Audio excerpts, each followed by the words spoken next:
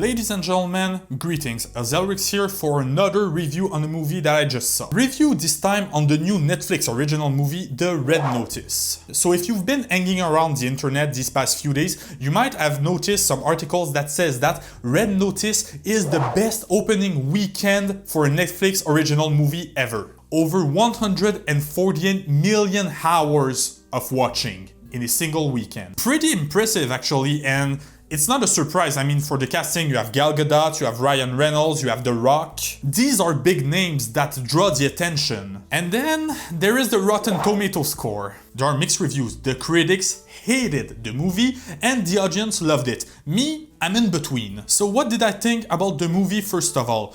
I can say I felt like I wasted my time. It was pretty decent and honestly what I expected. Some of you might know that, but I am a big fan of Ryan Renolds. Yeah, not only because he's Canadian, but because he's one of the most hilarious person on the planet. Then there is The Rock, who has the reputation of being just a boulder that you can't make act. But in fact, The Rock is a pretty decent actor. He's even good in movies like The Red Notice. It's just the fact that The Rock is typecasted. Either he's cast into a familial comedy, being a parody of himself, or he is playing out Hobbs from Fast and Furious. In this movie, we're in between the two. It's nice to see The Rock being expanded in a deeper level of character development. Which leads us to our third protagonist, Gal Gadot. Probably the best comedian of the Golden Trio, for the sole reason that I don't feel like I'm watching Gal Gadot act. I feel like I'm watching her character. While let's face it, I can defend Ryan Reynolds all day, but at the end of the day, he's still playing Deadpool. I like the word of heart. I went to college in visual art.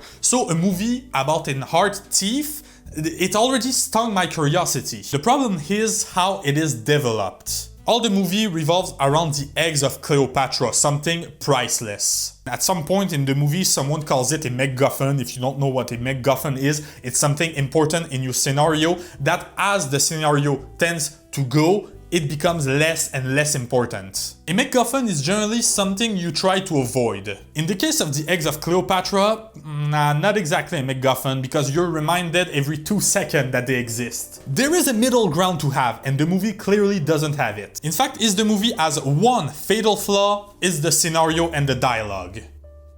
These dialogues are so cheesy. If you're lactose intolerant, don't watch the film, it's dangerous for your health. The scenario really stretches the suspension of disbelief. Every 2 seconds in the film I was like, how the hell did they survive this? How the hell did they survive that? But unfortunately, there is a final twist at the end that reveals that everything was supposed to happen in a certain way that proves that it was not possible to write the movie otherwise. But by then, I had already accepted the fact that I'm watching a mediocre movie. In terms of qualities though, I have a handful of things I want to talk about. Once again, the casting is very decent. Even the main antagonist, which is not that present, but you can see a rivalry between all the characters, etc. That was pretty entertaining. And we can acknowledge the fact that the camera work is gorgeous. Everything that touches to the cinematography, the camera shots are all very well done, professionally rendered. But if I have to give 5 stars to the movie, it's the lighting. We tend to forget that lighting is as important as the rest of the set. And in this movie, they did not forget it. Very well done light effect, especially in the opening scenes in the museum. It was directed by Ransom Marshall Tarber. I have no idea how to pronounce that. And when I saw that, I went to see what his track record was, and when you see that his best movie that I know of is probably We're the Millers, yeah, I was a bit warmed up.